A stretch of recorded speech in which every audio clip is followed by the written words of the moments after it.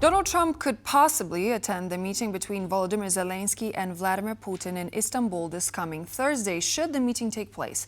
Meanwhile, representatives of the Weimar Plus format met in London discussing further aid to Ukraine. Where is the war headed from here on? Professor Scott Lucas from the University College Dublin joins me now to comment on the latest developments. Professor, it's a great honor to have you back on the show. Thank you for joining. Thank you for having me here.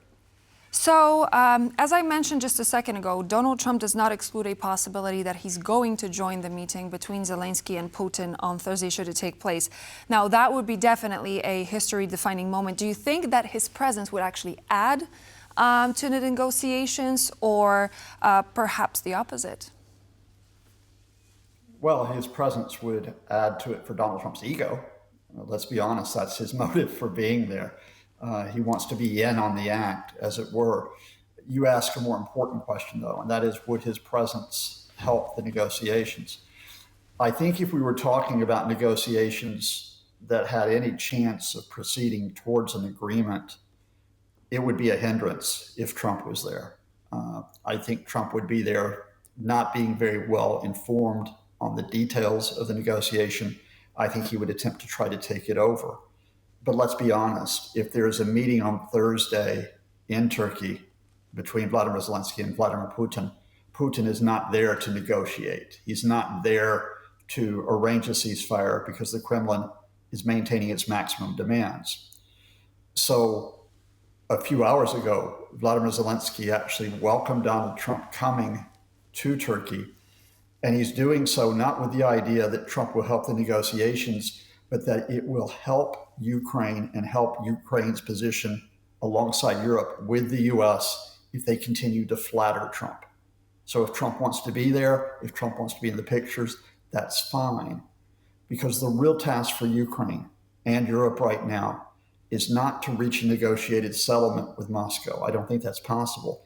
It is to ensure a security guarantee for Ukraine and to ensure ongoing military and financial aid for Kyiv while Russia maintains its invasion, and you would rather have the US in on that rather than standing aside. So play to Trump, let him come on Thursday.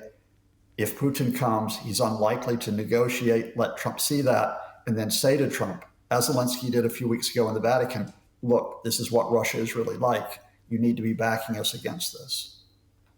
So you mentioned the security guarantee, and as we've learned, Ukrainian President Volodymyr Zelenskyy signed a law on Monday ratifying the mineral resources agreement between Ukraine and the US. Definitely, it's truly finally happening. I mean, the Reconstruction Investment Fund will be established.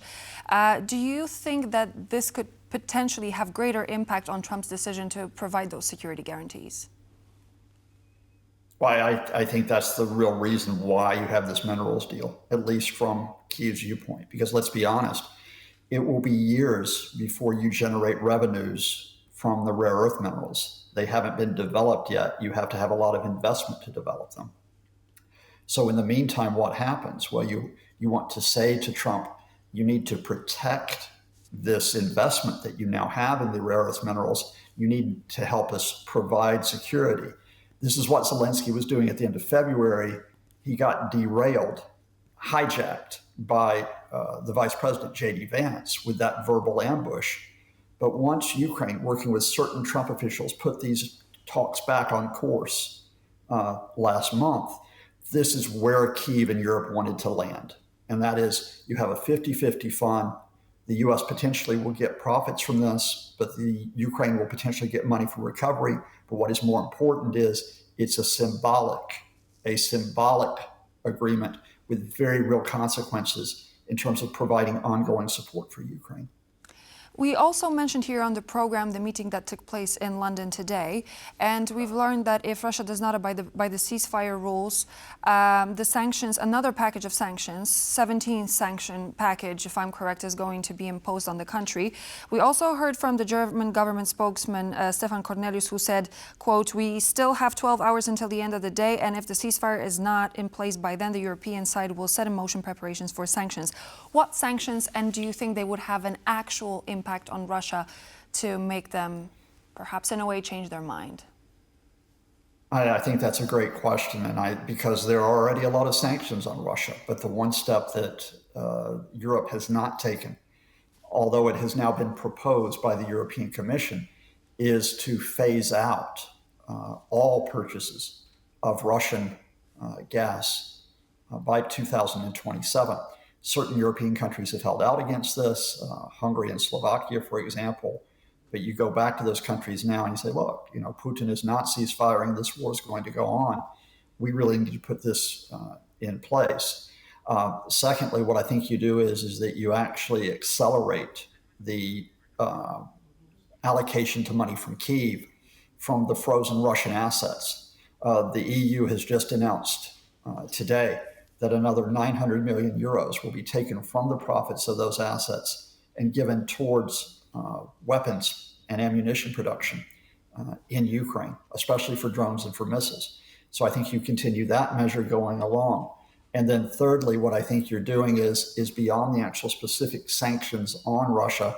Again, you're setting this up for a display for Trump, which is you're setting it up for Trump, which is, look, we cannot trust Russia. We cannot trust them to work with us. So you need to drop this talk about the U.S. reaching a deal with Russia for economic opportunities.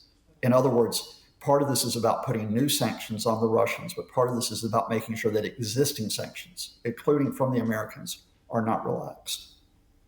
It is going to be interesting in days to come to see how that meeting is going to unveil, if it's going to take place. But we will be there to report on it. Thank you so much, Professor Scott Lucas, professor at the University College Dublin, was my guest. Thank you, and thank your viewers. Pleasure. And so this would be all for now here on World News Tonight, but please do stay tuned. We're back in just a moment with more news, features, and interviews for you to enjoy, and we'll see you there.